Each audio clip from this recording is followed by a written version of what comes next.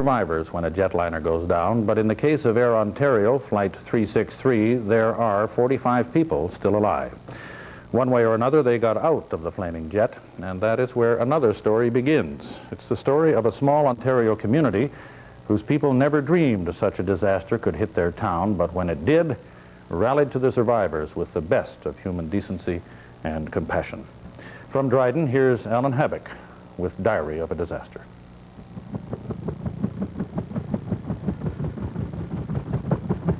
The flight attendants started yelling, get down, so everybody got down, except for some people, and they're the ones that died.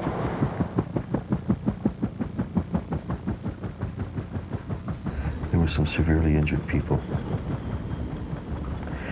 The severely injured were lying in the snow, and that was terrible. Snow white snow and these poor people. When it started burning, then the screaming started. And whether it was just people who were frightened or people who were actually being burned at the time, I don't know. This is what every air traveler fears, the terror and destruction of an airline crash. For the passengers of this Air Ontario jet, fear became reality Friday afternoon. This is the story of that crash and the hours that followed it. It is the story of those who survived and the people who tried to help them. Last Friday, things started out pretty much as normal around here. The day shift at the pulp mill was half over. An icy rain fell on the town. And out at the airport, the regular Air Ontario flight was about to taxi for takeoff. That's when things went terribly wrong in Dryden. It began to snow. It got heavier. Flight 363 was delayed on the ground as another plane struggled to land. The Air Ontario flight finally lifted off just before 12:30. The pilot did not ask for de-icing. I'm watching the wing constantly, looking at it. I couldn't see the rivets. That's how much snow there was. It was heavy snow. I've taken off in many airplanes, and I could tell that this airplane was not leaving the ground as fast as it should, and we were approaching the end of the runway. And I just believed very strongly that it wasn't going to make it. This thrust and this altitude that you gain on takeoffs just wasn't there. It was almost like you're up and then you're waiting. There was not this. And then the thing started wavered, a few knocks, I don't know what the heck was going on. And then people started to scream. And the next thing, we're in the woods. Yeah. You could hear it hitting trees or something, hear bang, bang, bang, bang, bang. Then you knew something was the matter. All of a sudden, instant bang, there we are. We're in the forest, burning, noise, yelling, screaming. And so I just said, if I don't go through it, I'm going to die. So I just dove headfirst through the flames, and when I cleared the flames, I was about 2/3 out of the airplane, and my feet were kind of still inside the airplane. I kind of wiggled them loose and fell down to the ground in the snow. I got out and there's a hand beside me covered in all the snow. But when I got out, all these people were shaking and cold. Some people didn't have boots. And like I said, I was sort of lying, and the seat ahead of me, I think it was a seat, he had my foot jammed, and he just kept on pulling and pulling and pulling, and finally just got it loose. But I was stuck, and there's people running over me and falling on me trying to get away, and he was trying to clear them out of the way, and it was pretty hairy. Rescuers struggled through deep snow to get to the crash site. It was snowing, it was blowing, we had thunder, we had lightning.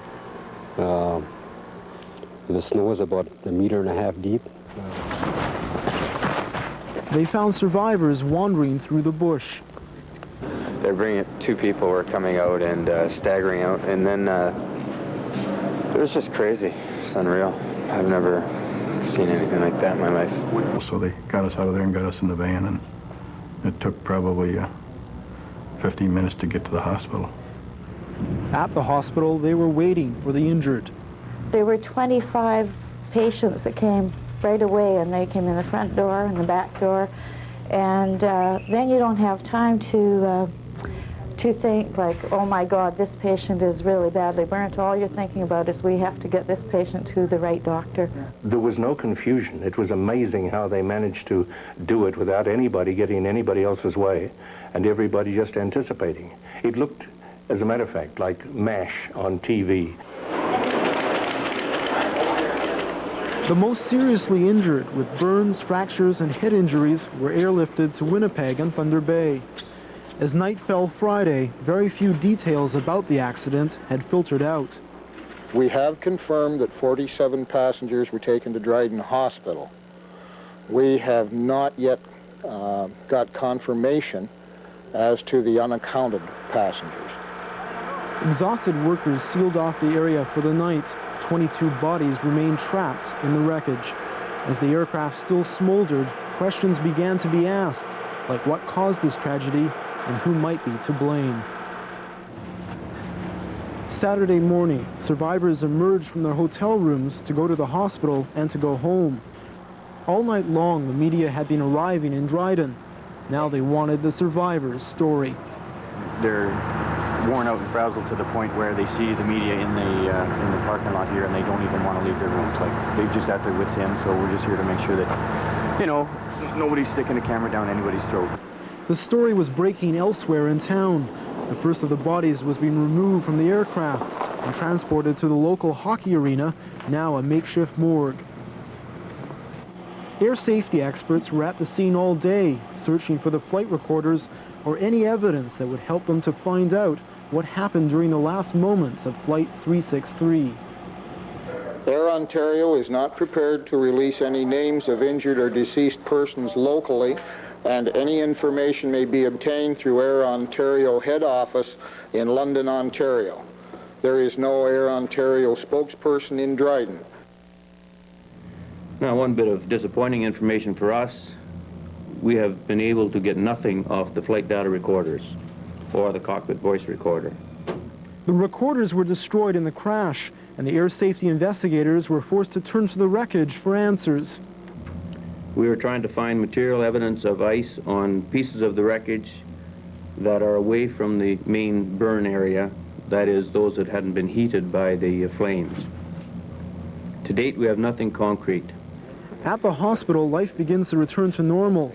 But Dr. Stuart Ford and his wife Judy won't soon forget the crash.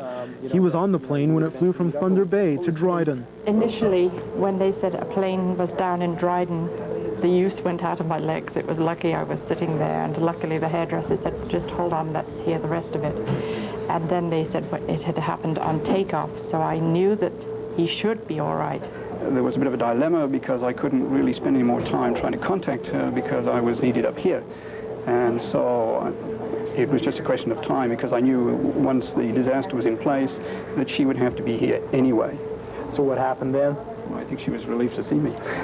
I gave him a big hug and said, thank goodness you're here. It's been 3 days of extreme emotion here, from the exhilaration of people who know they've done the best job they could, to the anguish of relatives who've lost someone they love. Now at the crash site, investigators are picking through the wreckage, hoping to find the cause of this accident. And in Dryden, the thoughts are turning to healing.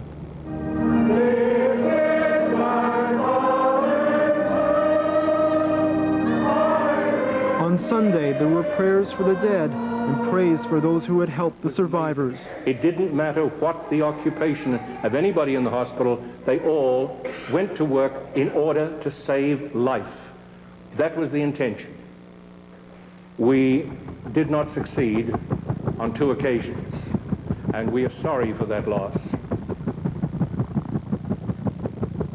I talked to the Lord a lot, and I said, well, Lord, this may be the day that I meet you face to face.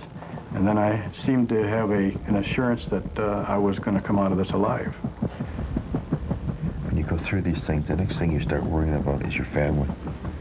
Then you start thinking about all the other people and their families. What the horror they must be going through, especially the ones that didn't survive.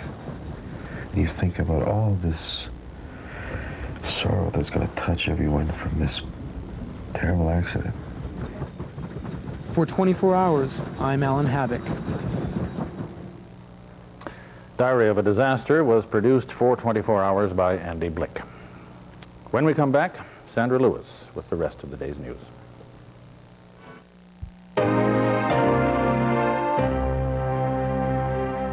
Good evening. In the news today, crews have removed the remaining bodies from the Air Ontario plane that crashed near Dryden on Friday. Wreckage from the plane is expected to be removed from the crash site tomorrow.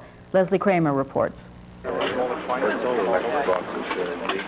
Bits of clothing and personal belongings were sorted and tagged at the crash site today. Last traces of the 69 passengers and crew who went down with Flight 363 when it crashed on takeoff last Friday. 24 people died in the crash. The last of the bodies was removed from the crumpled plane yesterday. The remains have been shipped to Toronto for final identification. We have notified the next of kin of those that we believe are on the plane. And I say the word believe because until those people are positively identified, I won't say that I know who they are. But today they did release some information about those who died in the crash. Most were from Thunder Bay and the surrounding area. One was from Winnipeg, one from BC, 2 from Alberta, 1 from Saskatchewan, 2 from London, Ontario, and 1 from Wisconsin. Ontario police say they will not release the passenger list that would provide the names. I consider the passenger list to be the property of Air Ontario, and I prefer to leave the decision of releasing it or not releasing it to them. While the forensic lab goes about its work, air safety investigators will begin theirs. They must determine what brought the Air Ontario flight down. That job has been made even more difficult with the loss of the plane's flight recorders. The black boxes burned with the plane after it hit the ground.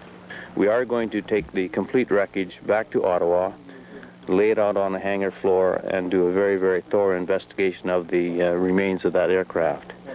The reason being that we don't have data from the flight recorder, and we have to ensure that the best investigation is done. Already the speculation is the plane's wings had not been de-iced prior to takeoff, a decision that is left to the pilot. Passengers say there was an ice buildup on the wings that might have given the plane trouble on takeoff. But today, investigators would not discuss that theory. We have not been successful in finding hard evidence that there was ice on the aircraft, but we're still looking for it. Tomorrow, crews begin the task of dismantling the aircraft. It will be hauled piece by piece to Dryden for shipment to Ottawa. There, the wreckage will undergo its own forensic examination to determine officially why it crashed. The results of the examination won't be known for at least a year. Leslie Kramer, CBC News, Dryden.